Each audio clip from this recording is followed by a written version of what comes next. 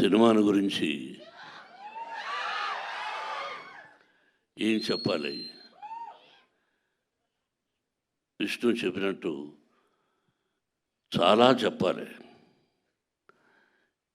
ఇది ప్రజల సినిమా, మీ సినిమా. ఈ తరానికి ఏ తరానికి ఈ సినిమా ఎప్పుడూ కొత్తదే. భక్తిభావం, ఆ భక్తి ఎలా వచ్చింది,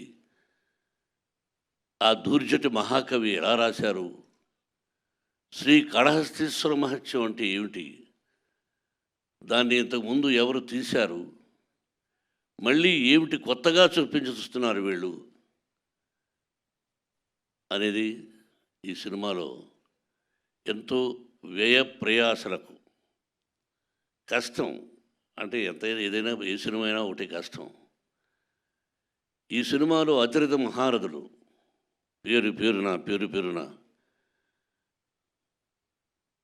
కేరళ నుంచి, ఆంధ్ర నుంచి, మద్రాసు నుంచి, నార్త్ ఇండియా నుంచి, మన భారతదేశంలో 4 మూలల ఉన్నటువంటి మహానటులందరినీ తీసుకొని వచ్చి ఈ సినిమాలో నటింపజేశాం.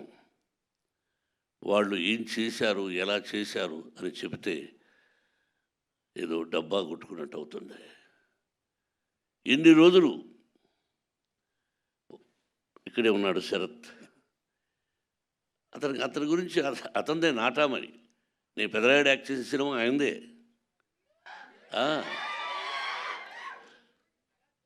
ఆయన ఒక రాజ్యసభ సభ్యులుగా ఉన్నారు.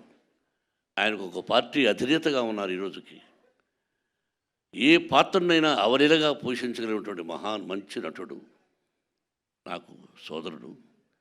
అలాగే పేరున ప్రతి ఒక్కరూ అత్యద్భుతంగా చేశారు.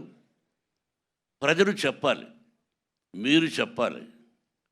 ఈ టీజర్ చూసిన వెంటనే ఇది ఓన్లీ భక్తి చిత్రమే కాదు, అన్ని రకాల విష్ణుబాబు చెప్పినట్టుగా ఒక చరిత్ర, భగవంతుడు, పరమేశ్వరుడు, అంతే.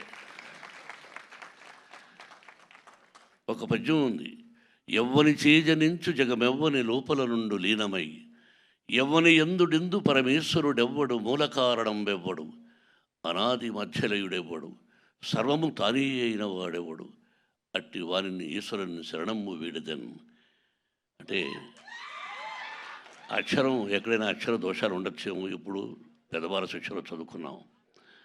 మనందరికీ పరమేశ్వరుడే, బ్రహ్మ విష్ణు మహేశ్వరులు ఎలాగో పరమేశ్వరుడే అంతా.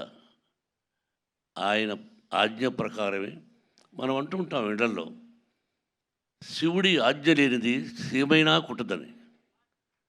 సామెతలు మనం వింటుంటాం, మన అమ్మా నాన్న చెప్పారు, అంతే. ఆయన పర్మిషన్ లేనిదే ఈ సినిమా తీసుంటాం. ఆ భగవంతుని ఆశీస్సులతో సినిమా తీసాం. మీరు ఇంకా ఎన్నో ఫంక్షన్స్ చూడాల్సి వస్తుంది కన్నప్ప ద్వారా.